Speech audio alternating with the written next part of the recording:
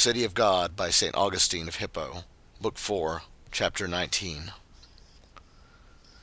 To this supposed deity, whom they call Fortuna, they ascribe so much indeed, that they have a tradition that the image of her, which was dedicated by the Roman matrons, and called Fortuna Muliebris, has spoken, and has said once and again, that the matrons pleased her by their homage, which indeed, if it is true, ought not to excite our wonder. For it is not so difficult for malignant demons to deceive, and they ought the rather to advert to their wits and wiles, because it is that goddess who comes by haphazard who has spoken, and not she who comes to reward merit. For Fortuna was loquacious, and Felicitas mute. And for what other reason, but that men might not care to live rightly, having made Fortuna their friend, who could make them fortunate without any good desert? And truly, if Fortuna speaks, she should at least speak, not with a womanly, but with a manly voice, lest they themselves who have dedicated the image should think so great a miracle has been wrought by feminine loquacity. Chapter 20. They have made virtue also a goddess, which indeed, if it could be a goddess, had been preferable to many. And now, because it is not a goddess, but a gift of God, let it be obtained by prayer from him, by whom alone it can be given, and the whole crowd of false gods vanishes. But why is Faith believed to be a goddess, and why does she herself receive temple and altar? For whoever prudently acknowledges her makes his own self an abode for her. But how do they know what faith is, of which it is the prime and greatest function, that the true God may be believed in? But why had not virtue sufficed? Does it not include faith also? Forasmuch as they have thought proper to distribute virtue into 4 divisions, prudence, justice, fortitude, and temperance, and as each of these divisions has its own virtues, faith is among the parts of justice, and has the chief place with as many of us as know what that saying means, the just shall live by faith. But if faith is a goddess, I wonder why these keen lovers of a multitude of gods have wronged so many other goddesses by passing them by, when they could have dedicated temples and altars to them likewise. Why has temperance not deserved to be a goddess, when some Roman princes have obtained no small glory on account of her?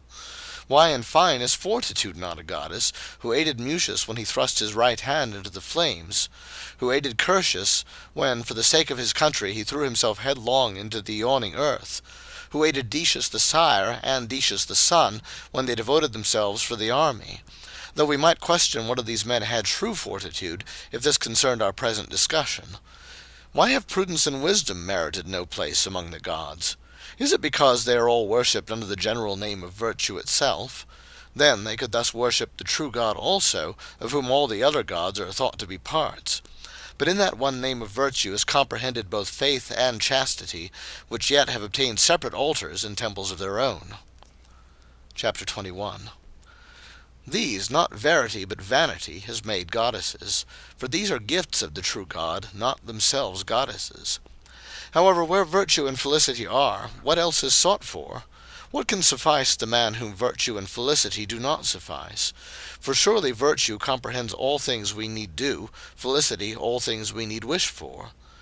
If Jupiter then was worshipped in order that he might give these 2 things, because if extent and duration of empire is something good, it pertains to this same felicity, why is it not understood that they are not goddesses, but the gifts of God? But if they are judged to be goddesses, then at least that other great crowd of gods should not be sought after. For having considered all the offices which their fancy is distributed among the various gods and goddesses, let them find out, if they can, anything which could be bestowed by any god whatever on a man possessing virtue, possessing felicity. What instruction could be sought either from Mercury or Minerva, when virtue already possessed all in herself? Virtue indeed is defined by the ancients as itself the art of living well and rightly.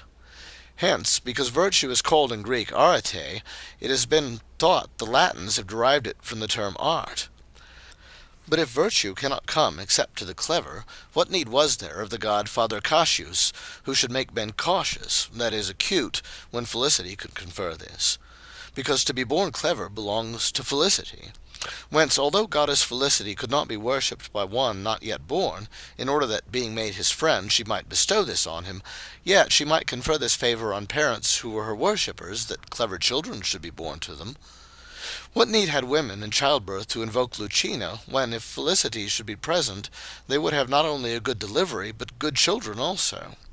What need was there to commend the children to the goddess Ops when they were being born, to the god Vaticanus in their birth-cry, to the goddess Cunina when lying cradled, to the goddess Ramina when sucking, to the god Statilineus when standing, to the goddess Adiona when coming, to Abiona when going away, to the goddess Mens that they might have a good mind, to the god Volumnus and the goddess Volumna that they might wish for good things, to the nuptial gods that they might make good matches, to the rural gods, and chiefly to the goddess Fructesca herself, that they might receive the most abundant fruits, to Mars and Bellona that they might carry on war well, to the goddess Victoria that they might be victorious, to the god Honor that they might be honored, to the goddess Pecunia that they might have plenty money, to the god Escalanus and his son Argentinus that they might have brass and silver coin.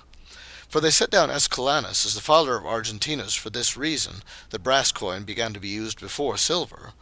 But I wonder Argentinus has not begotten Arinus, since gold coin also has followed. Could they have him for a god, they would prefer Arinus both to his father Argentinus and his grandfather Escalanus, just as they set Jove before Saturn.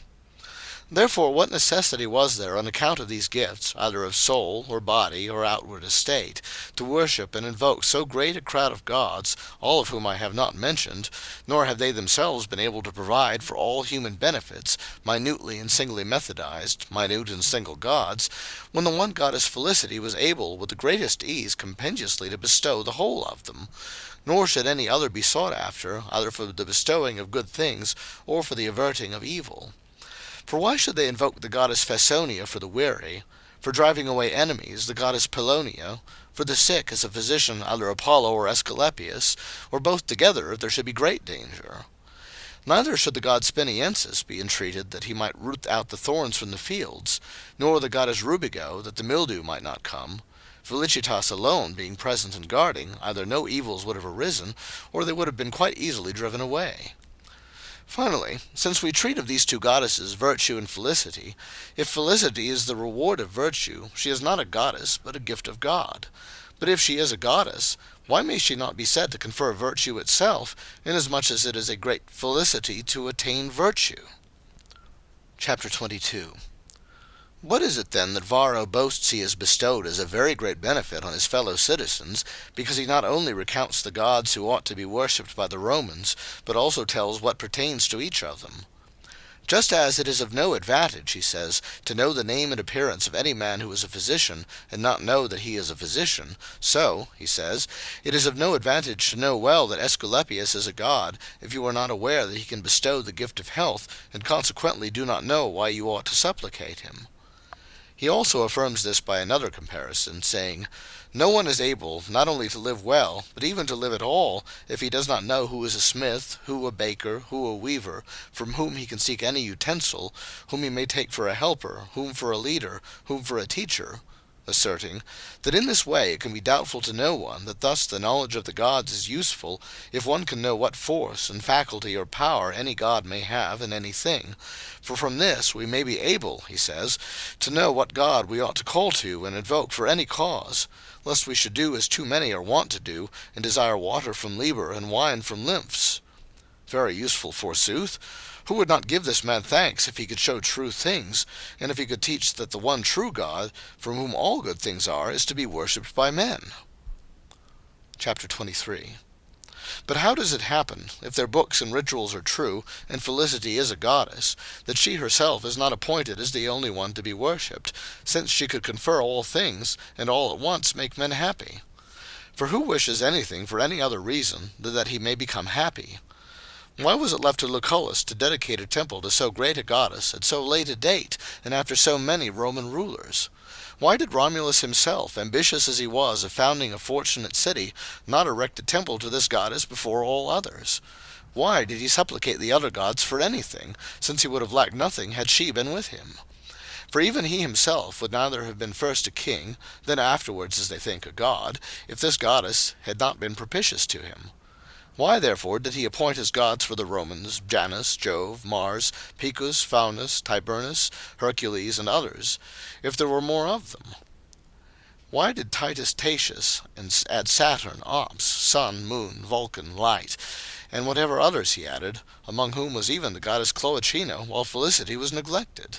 Why did Numa appoint so many gods and so many goddesses without this one? Was it perhaps because he could not see her among so great a crowd? Certainly King Hostilius would not have introduced the new gods Fear and Dread to be propitiated if he could have known or might have worshipped this goddess. For in presence of Felicity, Fear and Dread would have disappeared, I do not say propitiated, but put to flight. Next, I ask, how is it that the Roman Empire had already immensely increased before anyone worshipped Felicity? Was the empire therefore more great than happy? For how could true felicity be there where there was not true piety? For piety is the genuine worship of the true God, and not the worship of as many demons as there are false gods. Yet even afterwards, when felicity had already been taken into the number of the gods, the great infelicity of the civil wars ensued. Was Felicity perhaps justly indignant, both because she was invited so late, and was not invited to honor, but rather to reproach, because along with her were worshipped Priapus, and Cloacina, and Fear, and Dread, and Ague, and others, which were not gods to be worshipped, but the crimes of the worshippers? Last of all, if it seemed good to worship so great a goddess along with a most unworthy crowd, why at least was she not worshipped in a more honorable way than the rest? For is it not intolerable that Felicity is placed neither among the gods Consentes, whom they allege to be admitted into the council of Jupiter, nor among the gods whom they term select? Some temple might be made for her, which might be preeminent both in loftiness of sight and dignity of style. Why indeed not something better than is made for Jupiter himself? For who gave the kingdom even to Jupiter but Felicity? I am supposing that when he reigned he was happy. Felicity, however, is certainly more valuable than a kingdom. For no one doubts that a man might easily be found who may fear to be made a king, but no one is found who is unwilling to be happy. Therefore, if it is thought they can be consulted by augury or in any other way, the gods themselves should be consulted about this thing, whether they may wish to give place to felicity. If perchance the place should already be occupied by the temples and altars of others, where a greater and more lofty temple might be built to Felicity, even Jupiter himself might give way, so that Felicity might rather obtain the very pinnacle of the Capitoline hill. For there is not any one who would resist Felicity, except, which is impossible, one who might wish to be unhappy. Certainly, if he should be consulted, Jupiter would in no case do what those three gods, Mars, Terminus, and Juventas, did, who positively refused to give place to their superior and king. For as their books record, when King Tarquin wished to construct the Capitol, and perceived that the place which seemed to him to be the most worthy and suitable was preoccupied by other gods, not daring to do anything contrary to their pleasure, and believing that they would willingly give place to a god who was so great, and was their own master, because there were many of them there when the Capitol was founded, he inquired by augury whether they chose to give place to Jupiter, and they were all willing to remove thence, except those whom I have named, Mars, Terminus, and Juventas, and therefore the Capitol was built in such a way that these three also might be within it, yet with such obscure signs that even the most learned men could scarcely know this. Surely then Jupiter himself would by no means despise felicity, as he was himself despised by Terminus, Mars, and Juventas. But even they themselves, who had not given place to Jupiter, would certainly give place to Felicity, who had made Jupiter king over them. Or if they should not give place, they would act thus not out of contempt of her, but because they chose rather to be obscure in the house of Felicity than to be eminent without her in their own places. Thus the goddess Felicity being established in the largest and loftiest place, the citizen should learn whence the furtherance of every good desire should be sought. And so, by the persuasion of nature herself, the superfluous multitude of other gods being abandoned, Felicity alone would be worshipped, prayer would be made to her alone, her temple alone would be frequented by the citizens who wished to be happy, which no one of them would not wish, and thus Felicity, who was sought for from all the gods, would be sought for only from her own self. For who wishes to receive from any god anything else than felicity, or what he supposes to tend to felicity? Wherefore, if Felicity has it in her power to be with what man she pleases, and she has it, if she is a goddess, what folly is it after all to seek from any other god her whom you can obtain by request from her own self? Therefore they ought to honor this goddess above other gods, even by dignity of place. For as we read in their own authors, the ancient Romans paid greater honors to I know not what Samanos, to whom they attributed nocturnal thunderbolts, than to Jupiter, to whom diurnal thunderbolts were held to pertain. But after a famous and conspicuous temple had been built to Jupiter, owing to the dignity of the building, the multitude resorted to him in so great numbers that scarce one can be found who remembers even to have read the name of Simanus, which now he cannot hear once named. But if felicity is not a goddess, because, as is true, it is a gift of God, that God must be sought who has power to give it, and that hurtful multitude of false gods must be abandoned, which the vain multitude of foolish men follows after, making gods to itself of the gifts of God, and offending himself whose gifts they are by the stubbornness of a proud will. For he cannot be free from infelicity who worships felicity as a goddess, and forsakes God the giver of felicity, just as he cannot be free from hunger who licks a painted loaf of bread, and does not buy it of the man who has a real one. Chapter 24. We may, however, consider their reasons. Is it to be believed, say they, that our forefathers were besotted even to such a degree as not to know that these things are divine gifts, and not God's? But as they knew that such things are granted to no one except by some god freely bestowing them, they called the gods whose names they did not find out by the names of those things which they deemed to be given by them, sometimes slightly altering the name for that purpose, as, for example, from war they have named Bellona, not Bellum; from cradles Cunina, not Cune; from standing corn Segetia, not Seges; from apples Pomona, not Pomum; from oxen Bubona, not Bos. Sometimes, again, with no alteration of the word, just as the things themselves are named, so that the goddess who gives money is called Pecunia, and money is not thought to be itself a goddess. So of Virtus, who gives virtue; Honor, who gives honor; Concordia, who gives concord; Victoria, who gives victory. So they say when Felicitas is called a goddess, what is meant is not the thing itself which is given, but that deity by whom felicity is given. Chapter 25. Having had that reason rendered to us, we shall perhaps much more easily persuade, as we wish, those whose heart has not become too much hardened. For if now human infirmity is perceived that felicity cannot be given except by some god, if this was perceived by those who worship so many gods, at whose head they set Jupiter himself, if in their ignorance of the name of him by whom felicity was given, they agreed to call him by the name of that very thing which they believed he gave, then it follows that they thought that felicity could not be given even by Jupiter himself, whom they already worshipped, but certainly by him whom they thought fit to worship under the name of felicity itself. I thoroughly affirm the statement that they believed felicity to be given by a certain god whom they knew not. Let him therefore be sought after, let him be worshipped, and it is enough. Let the train of innumerable demons be repudiated, and let this God suffice every man whom his gift suffices. For him, I say, God, the giver of felicity, will not be enough to worship, for whom felicity itself is not enough to receive. But let him for whom it suffices, and man has nothing more he ought to wish for, serve the one God, the giver of felicity. This God is not he whom they call Jupiter. For if they acknowledged him to be the giver of felicity, they would not seek under the name of felicity itself for another god or goddess by whom felicity might be given, nor could they tolerate that Jupiter himself should be worshipped with such infamous attributes. For he is said to be the debaucher of the wives of others. He is the shameless lover and ravisher of a beautiful boy. Chapter 26. But, says Cicero, Homer invented these things and transferred things human to the gods. I would rather transfer things divine to us. The poet, by ascribing such crimes to the gods, has justly displeased the grave man. Why then are the scenic plays where those crimes are habitually spoken of, acted, exhibited in honor of the gods, reckoned among things divine by the most learned men? Cicero should exclaim not against the inventions of the poets, but against the customs of the ancients. Would not they have exclaimed in reply, "What have we done?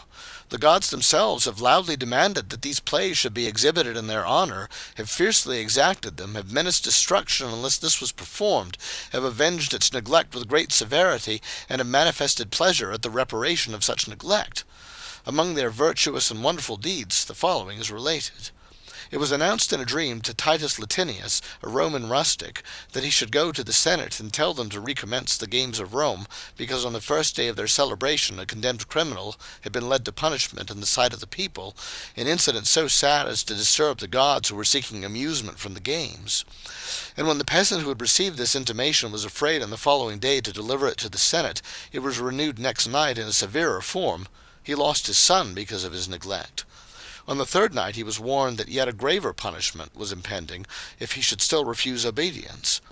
When even thus he did not dare to obey, he fell into a virulent and horrible disease. But then, on the advice of his friends, he gave information to the magistrates, and was carried in a litter into the Senate, and having, on declaring his dream, immediately recovered strength, went away on his own feet whole. The Senate, amazed at so great a miracle, decreed that the games should be renewed at fourfold cost. What sensible man does not see that men, being put upon by malignant demons, from whose domination nothing save the grace of God through Jesus Christ our Lord sets free, have been compelled by force to exhibit to such gods as these, plays which, if well advised, they should condemn as shameful? Certain it is that in these plays the poetic crimes of the gods are celebrated, yet they are plays which were re-established by decree of the Senate under compulsion of the gods. In these plays the most shameless actors celebrated Jupiter as the corrupter of chastity, and thus gave him pleasure. If that was a fiction, he would have been moved to anger, but if he was delighted with the representation of his crimes, even although fabulous, then when he happened to be worshipped, who but the devil could be served? Is it so that he could found, extend, and preserve the Roman Empire, who was more vile than any Roman man whatever, to whom such things were displeasing? Could he give felicity who was so infelicitously worshipped, and who, unless he should be thus worshipped, was yet more infelicitously provoked to anger? Chapter 27. It is recorded that the very learned pontiff Scaevola had distinguished about 3 kinds of gods, one introduced by the poets, another by the philosophers, another by the statesmen. The first kind he declares to be trifling, because many unworthy things have been invented by the poets concerning the gods. The second does not suit states, because it contains some things that are superfluous, and some too which would be prejudicial for the people to know. It is no great matter about the superfluous things, for it is a common saying of skilful lawyers, superfluous things do no harm. But what are those things which do harm when brought before the multitude? These, he says, that Hercules, Asclepius, Castor, and Pollux are not gods, for it is declared by learned men that these were but men, and yielded to the common lot of mortals. What else? That states have not the true images of the gods, because the true God has neither sex, nor age, nor definite corporeal members. The pontiff is not willing that the people should know these things, for he does not think they are false. He thinks it expedient, therefore, that states should be deceived in matters of religion, which Varro himself does not even hesitate to say in his books about things divine. Excellent religion, to which the weak, who requires to be delivered, may flee for succour, and when he seeks for the truth by which he may be delivered, it is believed to be expedient for him that he be deceived. And truly, in these same books, Scaevola is not silent as to his reason for rejecting the poetic sort of gods, to wit, because they so disfigure the gods that they could not bear comparison even with good men, when they make one to commit theft, another adultery, or again to say or do something else basely and foolishly, as the 3 goddesses contested with each other the prize of beauty, and the 2 vanquished by Venus destroyed Troy, that Jupiter turned himself into a bull or swan that he might copulate with someone, that a goddess married a man, and Saturn devoured his children, that, in fine, there is nothing that could be imagined, either of the miraculous or vicious, which may not be found there, and yet is far removed from the nature of the gods. O chief Pontiff Scaevola, take away the plays if thou art able. Instruct the people that they may not offer such honours to the immortal gods, in which, if they like, they may admire the crimes of the gods, and so far as it is possible, may, if they please, imitate them. But if the people shall have answered thee, You, O Pontiff, have brought these things in among us, then ask the gods themselves at whose instigation you have ordered these things, that they may not order such things to be offered to them. For if they are bad, and therefore in no way to be believed concerning the majority of the gods, the greater is the wrong done the gods about whom they are feigned with impunity. But they do not hear thee, they are demons, they teach wicked things, they rejoice in vile things. Not only do they not count it a wrong if these things are feigned about them, but it is a wrong they are quite unable to bear if they are not acted at their stated festivals.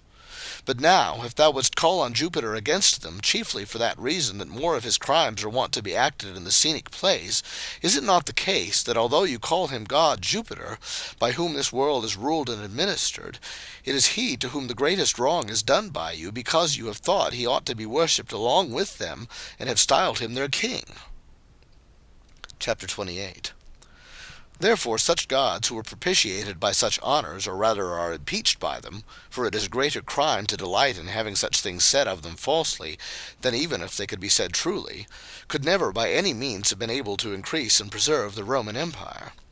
For if they could have done it, they would rather have bestowed so grand a gift on the Greeks, who, in this kind of divine things, that is, in scenic plays, have worshipped them more honourably and worthily, although they have not exempted themselves from those slanders of the poets, by whom they saw the gods torn in pieces, giving them license to ill-use any man they pleased, and have not deemed the scenic players themselves to be base, but have held them worthy even of distinguished honour.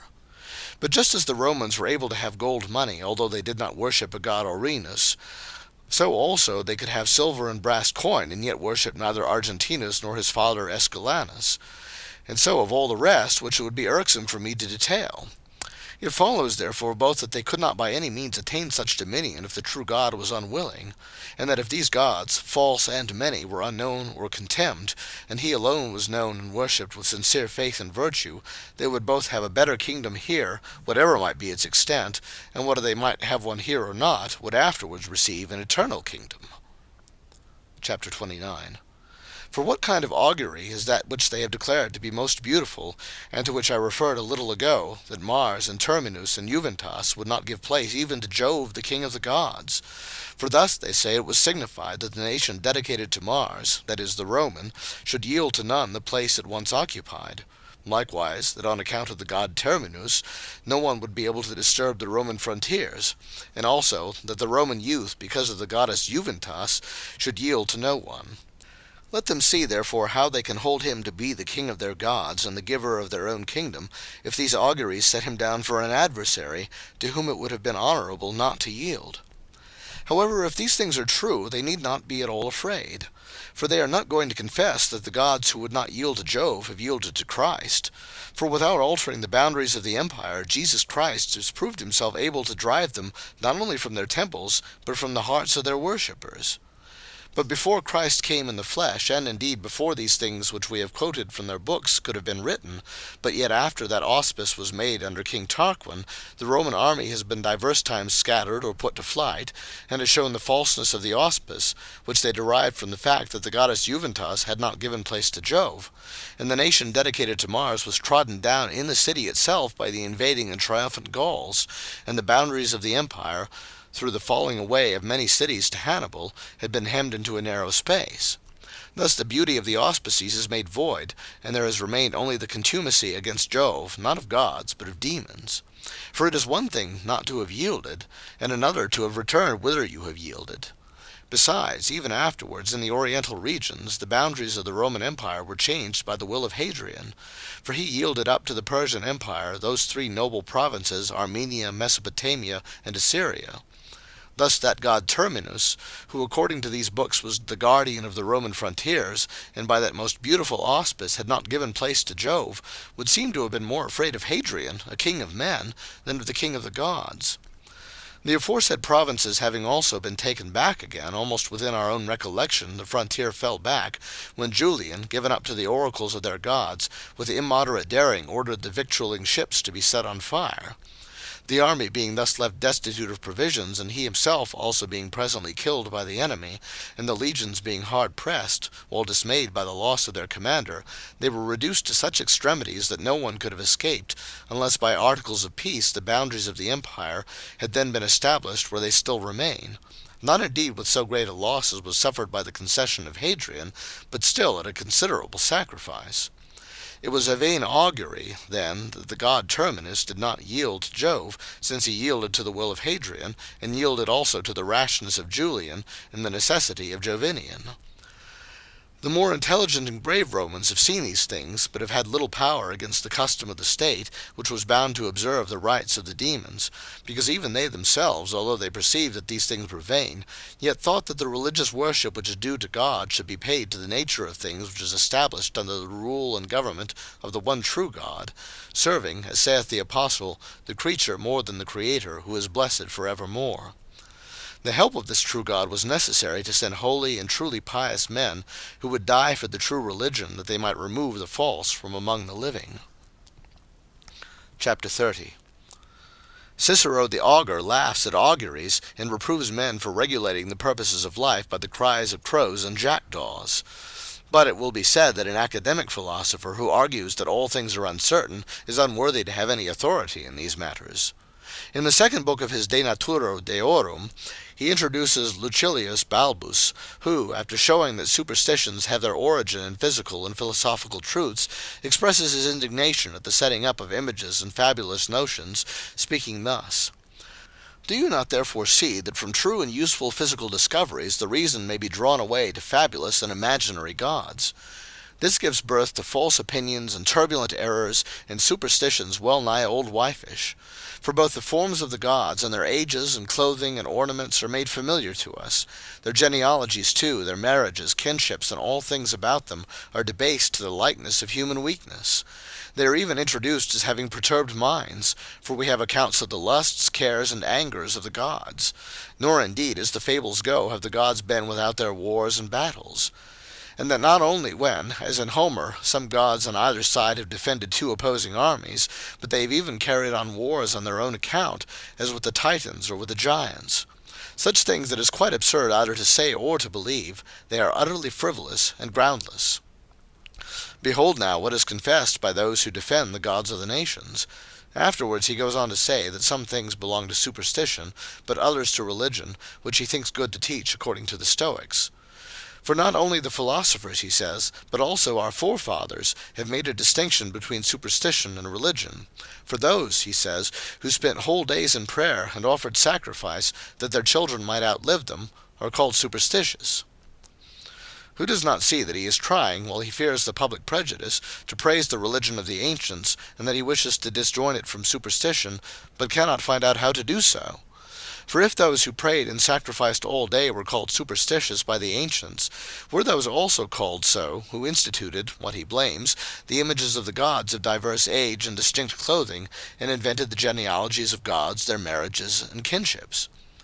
When, therefore, these things are found fault with as superstitious, he implicates in that fault the ancients who instituted and worshipped such images. Nay, he implicates himself, who, with whatever eloquence he may strive to extricate himself and be free, was yet under the necessity of venerating these images. Nor dared he so much as whisper in a discourse to the people what in this disputation he plainly sounds forth.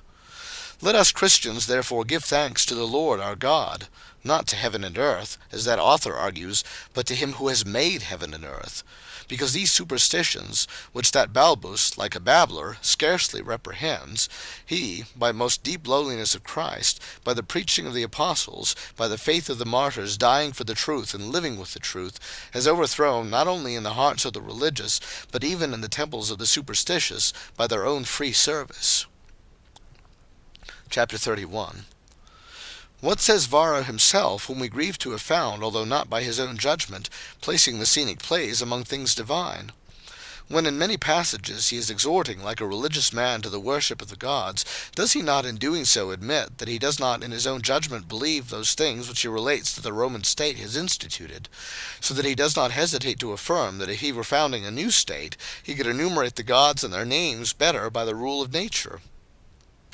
But being born into a nation already ancient, he says that he finds himself bound to accept the traditional names and surnames of the gods and the histories connected with them, and that his purpose in investigating and publishing these details is to incline the people to worship the gods and not to despise them. By which words this most acute man sufficiently indicates that he does not publish all things, because they would not only have been contemptible to himself, but would have seemed despicable even to the rabble, unless they had been passed over in silence.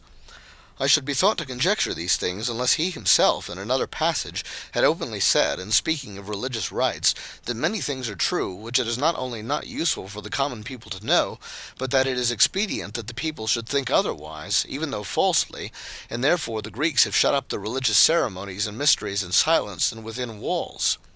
In this he no doubt expresses the policy of the so-called wise men by whom states and peoples are ruled.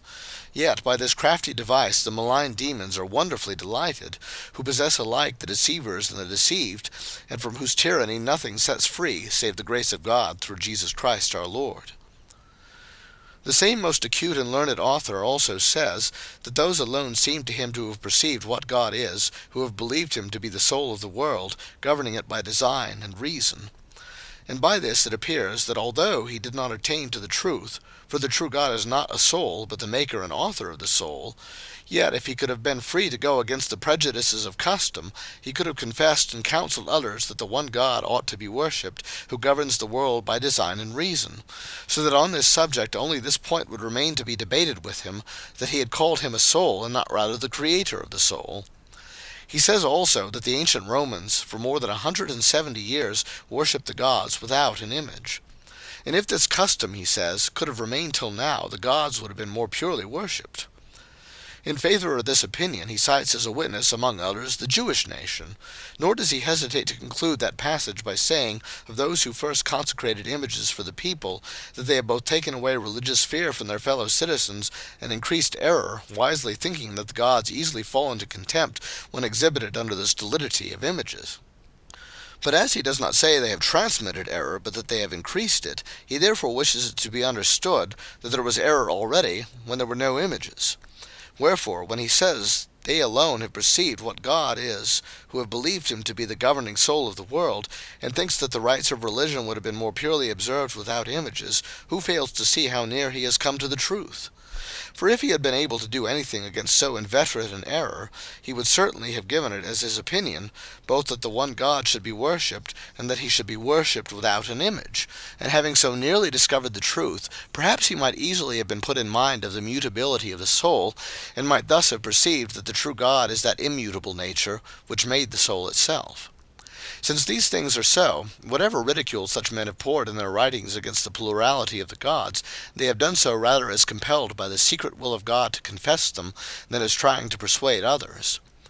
If therefore any testimonies are adduced by us from these writings, they are adduced for the confutation of those who are unwilling to consider from how great and malignant a power of the demons the singular sacrifice of the shedding of the most holy blood, and the gift of the imparted Spirit, can set us free. Chapter 32. Varro says also, concerning the generations of the gods, that the people have inclined to the poets rather than to the natural philosophers, and that therefore their forefathers, that is, the ancient Romans, believed both in the sex and the generations of the gods, and settled their marriages, which certainly seems to have been done for no other cause, except that it was the business of such men as were prudent and wise to deceive the people in matters of religion, and in that very thing not only to worship, but also to imitate the demons, whose greatest lust is to deceive. For just as the demons cannot possess any but those whom they have deceived with guile, so also men in princely office, not indeed being just, but like demons have persuaded the people in the name of religion to receive as true those things which they themselves knew to be false, in this way, as it were, binding them up more firmly in civil society, so that they might in like manner possess them as subjects. But who that was weak and unlearned could escape the deceits of both the princes of the state and the demons? Chapter 33. Therefore that God, the author and giver of felicity, because he alone is the true God, himself gives earthly kingdoms both to good and bad. Neither does he do this rashly, and as it were fortuitously, because he is God, not fortune, but according to the order of things and times, which is hidden from us, but thoroughly known to himself. Which same order of times, however, he does not serve as subject to it, but himself rules as Lord, and appoints as governor. Felicity he gives only to the good. Whether a man be a subject or a king makes no difference, he may equally either possess it or not possess it. And it shall be full in that life where kings and subjects exist no longer. And therefore earthly kingdoms are given by him both to the good and to the bad, lest his worshippers, still under the conduct of a very weak mind, should covet these gifts from him as some great things. And this is the mystery of the Old Testament, in which the New was hidden, that there even earthly gifts are promised, those who were spiritual understanding even then, although not yet openly declaring, both the eternity which was symbolized by these earthly things, and in what gifts of God true felicity could be found. Chapter 34. Therefore, that it might be known that these earthly good things, after which those pant who cannot imagine better things, remain in the power of the one God himself, not of the many false gods whom the Romans have formerly believed worthy of worship, he multiplied his people in Egypt from being very few, and delivered them out of it by wonderful signs. Nor did their women invoke Lucina when their offspring was being incredibly multiplied, and that nation having increased incredibly, he himself delivered, he himself saved them from the hands of the Egyptians who persecuted them, and wished to kill all their infants.